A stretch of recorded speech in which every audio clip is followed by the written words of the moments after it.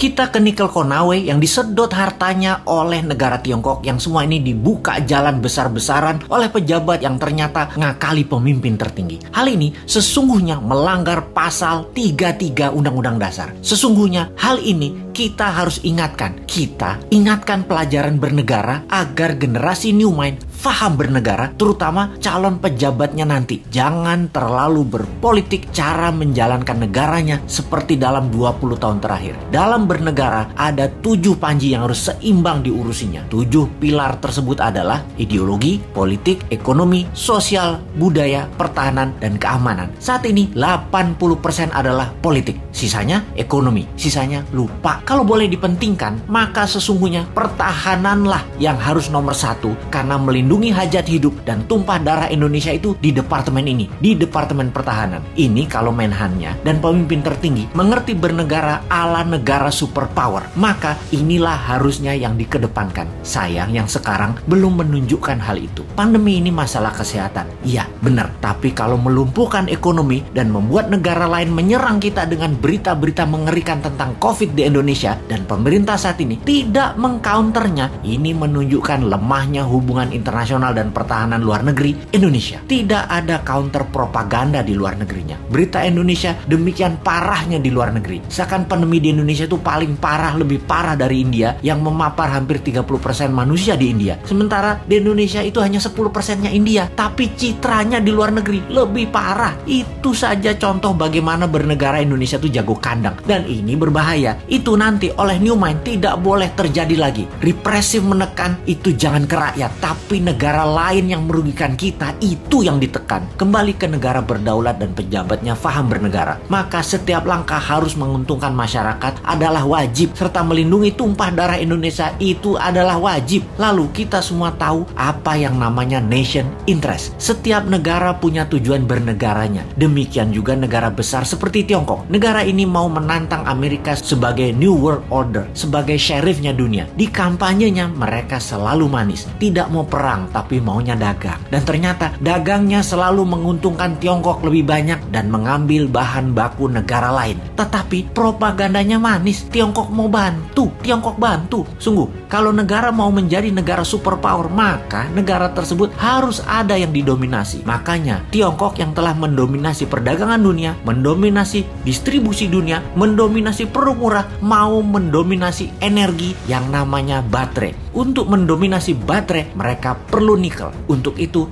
nikel terbesar di dunia hanya ada di Indonesia. Mereka mainkanlah. Pokoknya bagaimana caranya bikin semua orang silau, tak melihat niat jahat tadi yang terlihat nolong, pindah gede-gedean tambang nikel dan pabrik smelter, mengambil secepatnya bahan baku Indonesia mumpung masih berkuasa dan dibukakan jalan. Dijanjikannya Indonesia akan punya pabrik baterai, tapi bahan bakunya dihajar habis dulu sampai habis. 3 tahun lagi rasanya cukup buat mereka hajar habis tambang tersebut dan menjadikan Tiongkok punya cadangan selama 20 tahun ke depan untuk jadi raja baterai dunia. 90% keuntungan nikel adalah kalau dijadikan baterai, dan itu strategi Tiongkok. Sementara kita dapat taiknya Tiongkok. Sudah sejak 4 tahun lalu kita berjuang mengingatkan bahayanya tambang nikel di Sulawesi karena tidak menghasilkan keuntungan apapun buat Indonesia atau kurang menghasilkan keuntungan buat Indonesia. Buktinya kita masih ngutang bernegaranya. Sementara kalau nikel jadi baterai tanpa asing, maka hutang plus tidak ngutang lagi adalah sebuah kepastian. Oh lupa,